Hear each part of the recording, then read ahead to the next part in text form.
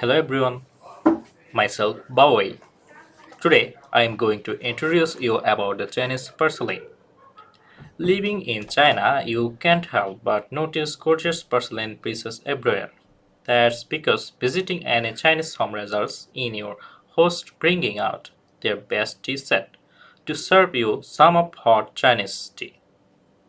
There you can see they will bring not only teacups, they will use porcelain cups for that. Pottery is the oldest handicraft in China, beginning all the way back from 8,000 years ago. This form of art is very closely knitted to China's history and it widely is widely prevalent to this form of art is very closely knitted to China's history and is widely prevalent today in everyone's daily use.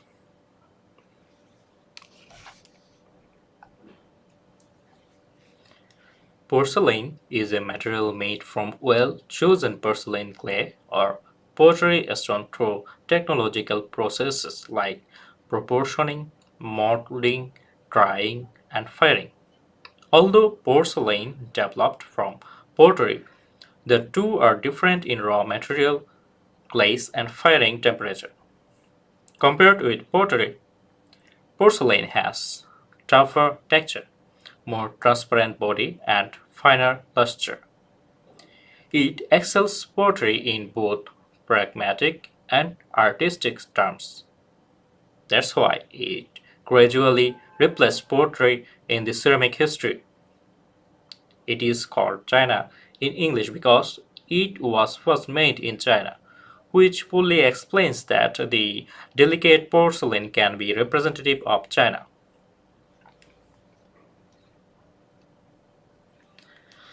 The earliest porcelain, commonly called primitive porcelain, appeared during the Shang dynasty, but the first porcelain in real life sense was not produced until the Eastern Han dynasty. The techniques for making porcelain matured in Tang dynasty. During the Song dynasty, famous skins emerged in multitude, including Jonqin, Geqin, Guanqin, Ruqin, and Dingqin, which are known as the five greatest skins. In the Yuan dynasty, Jingdezhen, Jingdezhen, the capital of porcelain, produced blue and white porcelain, which later became the representative of porcelain. Porcelain of the Ming dynasty inherited the developed traditions of porcelain of the Song dynasty. Duochai porcelain created in the Changhua period and full-color porcelain fired during the Jiajing period and the Wanli period are well-known treasures. Porcelain of the Qin dynasty is classical, graceful, delicate, and gorgeous. Plain three-color porcelain and five-color porcelain of the Kangxi period and powder-topped color-decorated porcelain and enamel porcelain of the Qianlong period are choicest goods renowned both at home and abroad. Distinguished porcelain production areas in China include Jingdezhen in Jiangxi, Liling in Hunan, Dahua in Fujian, Sichuan in Guangdong, Tangshan in Hebei, and Jibo in Shandong, etc. Blue and white porcelain, blue and rice pattern porcelain, powder topped color decorated porcelain, and colored glaze porcelain are known as the four great porcelains. Besides them, some others are also characteristic such as statuary porcelain, eggshell porcelain, and five color porcelain. Okay. Now let me show you some examples. I have some porcelains here. You can see here is one porcelain which is red uh, and also decorated with a bird and some colors. Here I have another one. This one. This one like the white and blue porcelain I told you before. It really nice. The texture is really nice. And here is a small one. You can see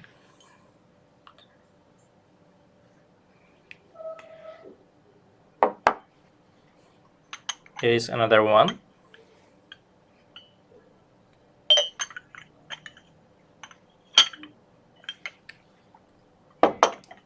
And the last one I got this one. You can see this.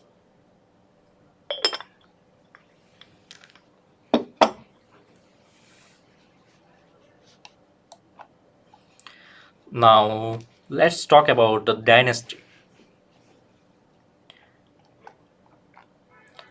Han Dynasty. Porcelain was produced in Shangyu area in Zhejiang province, south of the Yangtze area. Porcelain then was greenish, known as Celadon ware, Xingqi, green porcelain. After the fall of the Han Dynasty in 2020 AD, Celadon porcelain production continued in the Shangyu area as well as the north of Henan province and Hebei province, where a more translucent variety of porcelain was born. Here you can see, as I have this one also look like that one. Now talk about the Tang Dynasty. Now talk about the Tang Dynasty. It's 618 to 907. Production of porcelain increased due to exports and also a growing interest in tea drinking. Two types of porcelain were loved at that time: Celadon and Qing porcelain. Celadon was so popular that production continued throughout various kings centers in China as well as succeeding dynasties. These porcelain wares were exported to Korea, Japan, Southeast Asia, and as far as Egypt. Then comes Song Dynasty from 960 to 1279 and Yuan Dynasty from 1279 to 1368. In these two dynasties, the Song Dynasty birthed what is known today as the Imperial Pottery Center. Pottery Center. In the year 1004, Emperor Zhang chose Jingdezhen as a production center for imperial porcelain. The town of Jingdezhen was extensive kaolin deposits, which made it the prime place for producing white porcelain. It became famous for its unique blue-colored porcelain. Its name is Jinghua, which are mass-produced during the Yunan dynasty. It's about 1279 to 1368. Then comes Ming dynasty from 1368 to 1644. Jinghua was preferred during the Ming dynasty 1368 to 1644 by the porters through a technical innovation. The Hua porcelain was invented too, a type of porcelain favored by the Ming dynasty rulers. It was not just amongst the rulers but also gained popularity in Europe.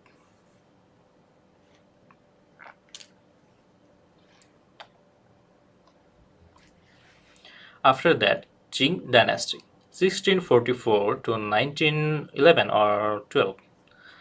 During this Qing dynasty, porters started producing five-colored ware, which name is Wu Chai, by applying a variety of underglaze pigments for floral, landscape, and figurative senses.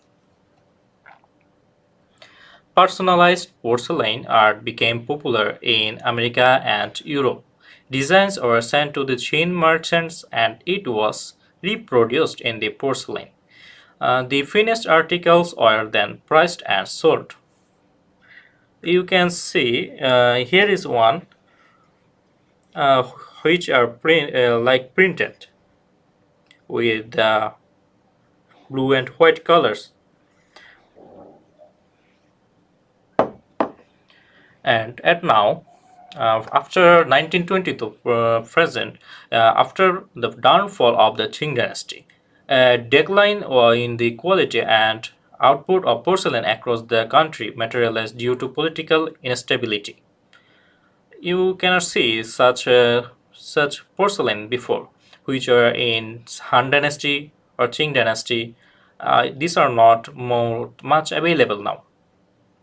Now you can see more porcelain, but you won't find such kind of Han Dynasty's porcelain.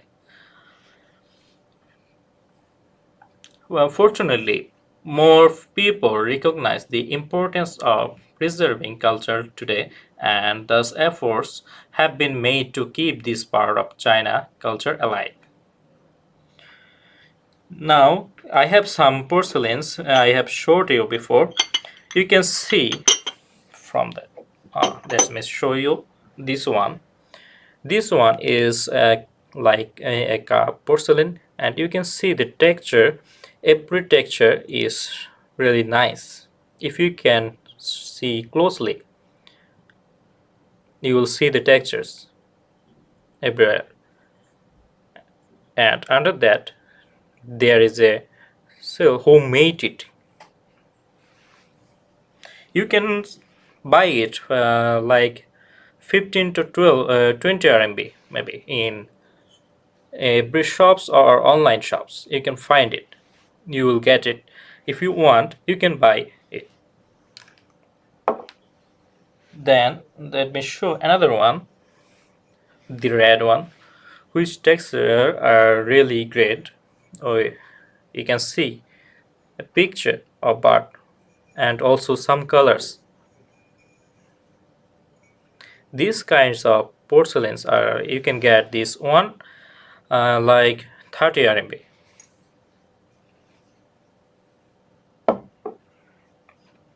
Now another one, the design I like most, this one like white and blue porcelain.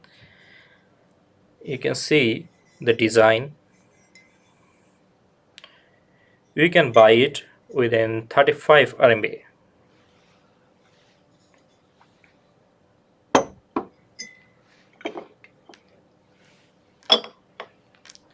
Here is another one. This one. This one is pretty nice with this, and you can hold it very perfectly. And here you will also see this the seal who made it. It's really nice. And here you will also get this one. If you want, you can buy this one. This one about 40 RMB.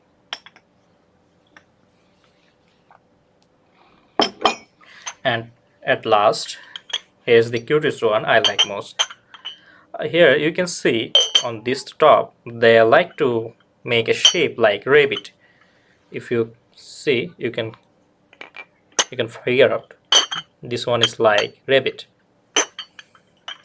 And if I put this off, you will see like the color texture which is changing because it is handmade. There the color changes.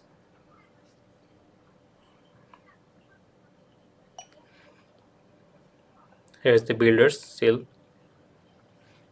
I like this one most. And now we can say porcelain is the creative fruit of working people of ancient China. Since the Han and Tang dynasties, porcelain has been exported worldwide. It promotes economic and cultural exchange between China and the outside world and profoundly influences the tradition, culture, and lifestyle of people from other countries. So, if you really want to keep some, you can buy. You can buy in online. You can buy from everywhere. You can see also in some shops too. These this really. Okay. Now let me tell about the daily use items of porcelains. With obvious advantages over pottery such as toughness and durability, porcelain was accepted by people rapidly as soon became a necessity.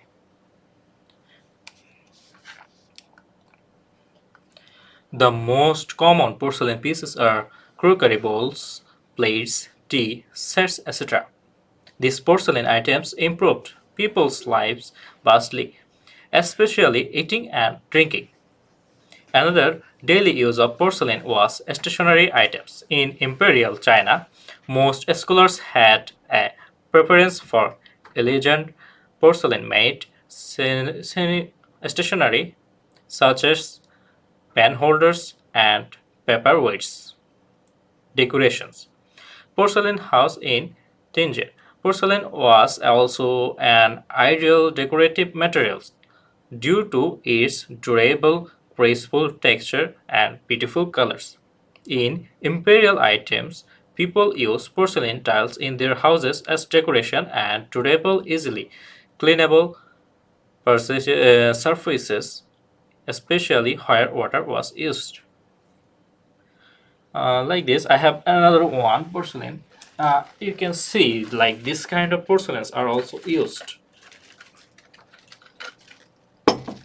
These are for decoration.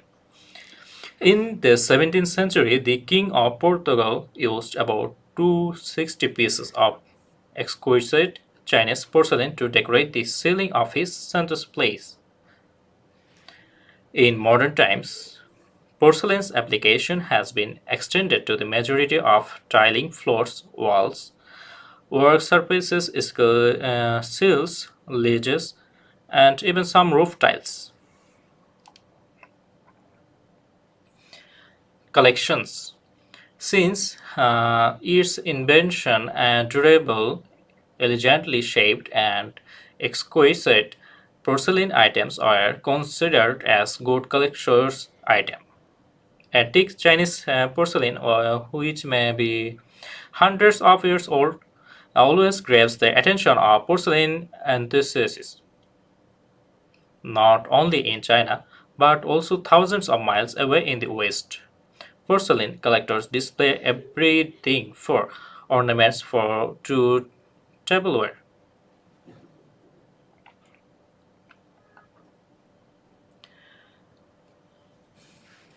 Chinese export porcelain.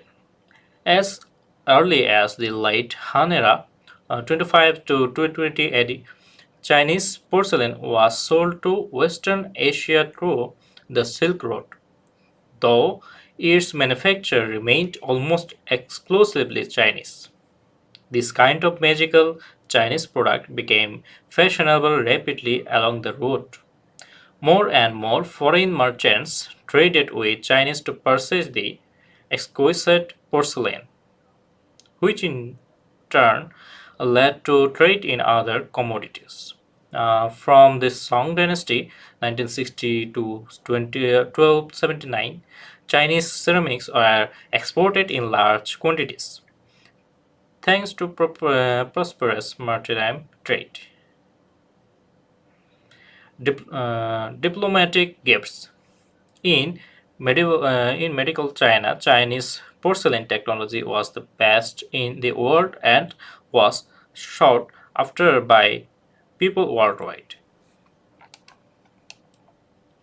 Hence, many Chinese emperors should or present exquisite porcelain pieces as gifts for ambassadors.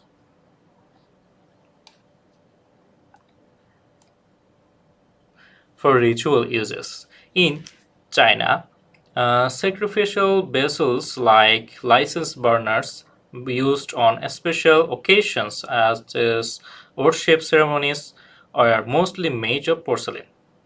Porcelain was also made into burial items. Sansai tricolors was a type of porcelain in the Tang Dynasty, 1680 to 1618 to 907, mainly used for burial objects and tomb figures. Extended applications in today. Today, porcelain's application has been extended to various fields. In electronics, porcelain is widely used for insulating materials due to its excellent non-conductivity. In building, porcelain is an excellent impermeable, easy clean building material, not only for tiles but also first choice for skids, sinks and WC fitting, toilets, urinals, etc. In medicine, porcelain is used in den- dentistry for in medicine. Porcelain is used in dentistry for caps, crowns, also known as porcelain jackets. Thanks for listening and be with us. Follow our pages, follow, subscribe us, and thank you so much.